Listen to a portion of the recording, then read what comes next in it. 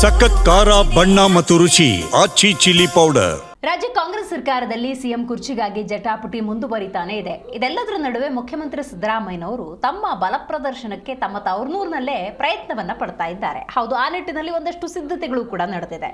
ಹೌದು, ರಾಜ್ಯದಲ್ಲಿ ಕರ್ನಾಟಕ ಕಾಂಗ್ರೆಸ್ 2.5 ವರ್ಷಗಳಿಂದ ಆಡಳಿತವನ್ನು ನಡೆಸ್ತಾ ಇದೆ. ಆರಂಭವಾದ ಆ ದಿನದಿಂದ ಇವತ್ತಿನವರೆಗೂ ಕೂಡ ಕರ್ನಾಟಕದ ಮುಖ್ಯಮಂತ್ರಿ ಯಾರು ಅನ್ನೋ ಕುರಿತಂತೆ ಜಟಾಪಟಿ ಮುಂದುವರಿತಾನೆ ಇದೆ. ಇದರ ನಡುವೆ ಬಣಗಳಾಗಿದ್ದಾವೆ. ಆ ಬಣಗಳು ಬಲ ಪ್ರದರ್ಶನಕ್ಕೂ ಕೂಡ ಮುಂದಾಗಿದ್ದಾವೆ. ರಾಜ್ಯ ಸರ್ಕಾರದಲ್ಲಿ ಸಿಎಂ ಸ್ಥಾನಕ್ಕೆ ಜಟಾಪಟಿ ವಿಚಾರ. ರಾಜ್ಯ ಹಿಂದುಳಿದ ವರ್ಗಗಳ ಜಾಗೃತ ವೇದಿಕೆಯಿಂದ ಬಹುದೊಡ್ಡ ಸಭೆ. ಮೈಸೂರಿನಲ್ಲಿ ಅಹಿಂದ ಮೀಟಿಂಗ್. ಸಿಎಂ ಪರ ಬ್ಯಾಟ್ ಬೀಸ್ತಾ ಇದ್ದಾರೆ. 2026 ಜನವರಿ 25ರಂದು ಅಹಿಂದ ಸಮಾವೇಶಕ್ಕೆ ಎಲ್ಲಾ ರೀತಿಯ ಸಿದ್ಧತೆಯನ್ನ ಮಾಡಲಾಗ್ತಾ ಇದೆ. ನೋಡಿ, ಹೊಸ ವರ್ಷಕ್ಕೆ ಹೊಸ ರೀತಿಯಲ್ಲಿ ಸಿದ್ಧತೆಯನ್ನ ಮಾಡಲಾಗ್ತಾ ಇದೆ. ನೋಡಿ, ಇಲ್ಲಿರುವಂಥ ಕೆಲವೊಂದು ಸೂಕ್ಷ್ಮಗಳನ್ನು ಗಮನಿಸಬೇಕು. ಅದನ್ನ ನಂತರ ನೋಡೋಣ.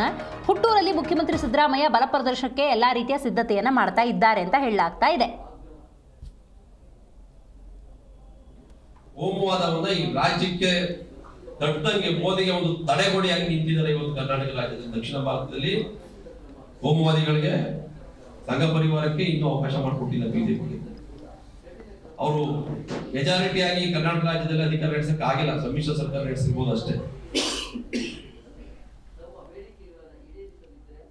ಆ ಕಾರಣಕ್ಕಾಗಿ ಇವತ್ತು ಷಡ್ಯಂತ್ರ ನಡೆತಾ ಇದೆ. ಇವರು 2ನೇ ಬಾರಿಗೆ ಮುಖ್ಯಮಂತ್ರಿ ಆಗಿಬಿಟ್ರು ಅಂತ ಹೇಳಿ ಕೆಲವು ಪಟ್ಟಭದ್ರ ಹಿತಾಸಕ್ತಿಗಳಿಗೆ, ಪ್ರಬಲ ಸಮುದಾಯಗಳಿಗೆ ಸಹಿಸಕ್ಕೆ ಆಗಲ್ಲ.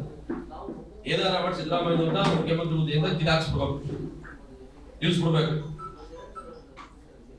ಅವ್ರು ಇಳಿಸ್ಬಿಟ್ರೆ ಈ ಅಹಿಂದ ಸಮುದಾಯಗಳ ಶಕ್ತಿ ಕುಂದುತ್ತೆ. ಅಹಿಂದ ಸಮುದಾಯಗಳ ಶಕ್ತಿ ಕುಂದಿದ್ರೆ ಪಟ್ಟಭದ್ರ ಹಿತಾಸಕ್ತಿಗಳು ಅಧಿಕಾರ ನಡೆಸಬಹುದು ನಾವು ಅನ್ನೋ ಉದ್ದಾರ. ಆ ಉದ್ದೇಶದಿಂದ ನೋಡ್ರಿ, ಇವತ್ತು ಇಂದು ಕೂಡ ಸಾಮಾಜಿಕ ಶೈಕ್ಷಣಿಕ ವರದಿ